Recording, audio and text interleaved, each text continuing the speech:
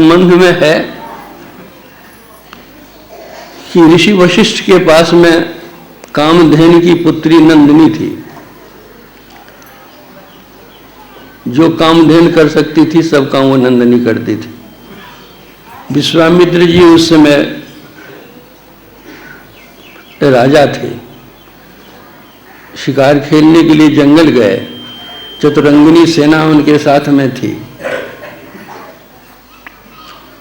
आखेट करते हुए घूमते फिरते उनके मन में हुआ कि जो एक संत यहाँ रहते हैं जाकर के दर्शन कर लें तो अच्छा है। तो विश्वामित्र चले गए वशिष्ठ जी के यहाँ। वशिष्ठ जी ने आदर सत्कार किया। भोजन का समय था तो कहा कि अभी तो भोजन का समय है तो भोजन आप कर लीजिए। तो उन्होंने कहा कि जो मैं अकेला तो नहीं हूँ, मेरे साथ तो चतुरंगिनी सेना है, केवल मैं भोजन कर लूँ और वो नहीं करे सो तो ठीक नहीं है। तो वशिष्ठ जी ने कहा कि जो सबकी व्यवस्था हो जाएगी। तो कहा हाँ, जब सबकी व्यवस्था हो जाएगी मैं भी भोजन कर लूँगा। तो सबकी व्यवस्था हो गई तो विश्वामित्र जी ने भी भोजन किया और आप भी भोजन के समय में आ गए हैं तो आप भी भोजन कर लीजिए। मैंने इंजीनियर से कहा उन्होंने भी कहा कि हाँ हम भोजन कर लेंगे। भोजन तो हो गया, चतुरंगिनी सेना सहित विश्वामित्र का भोजन हो गया। अब विश्वामित्र के मन में होता है तो बाबा जी है, इसके पास इतनी सामग्रियां कहाँ से आ गई कि चतुरंगिनी सेना, घोड़ा है, हाथी है, पैदल है, इतनी सवारियां हैं, सवारियों पर भी हैं हाथी। पूछा कि आपने कैसे भोजन करा दिया? तो कहा हमारे पास नंदिनी है, आवश्यकता पड़ती है तो नंदिनी से कहता हूँ तो जितने की आवश्यकता है सबको नंदिनी भोजन करा देती है। तब विश्वामित्र के मन में हो गया लोभ, राजा थे ना, उनके मन में लोभ हो गया। उन्होंने वशिष्ठ जी से कहा कि देखिए मुनि जी, आप के यहाँ मैं आया ठीक है, आदर सत्कार किया सब ठीक है, अगर आप मुझको भोजन नहीं कराते तो कोई बात नहीं थी, भोजन करा दिया तो ठीक ही है, कोई बात नहीं है।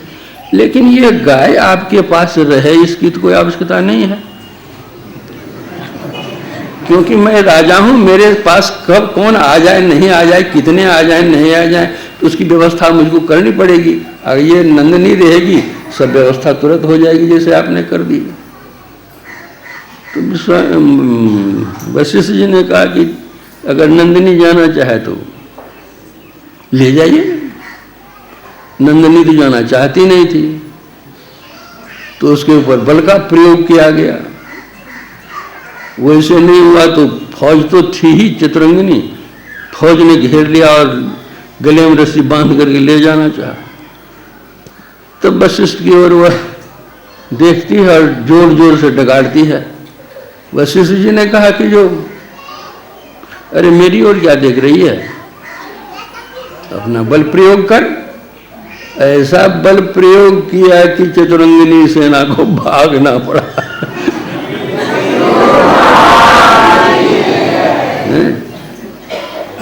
भाग गई चतुरंगिनी सेना। अब विश्वामित्र के मन में राग द्वेष उत्पन्न हो गया, दोनों में बैर चलने लग गया।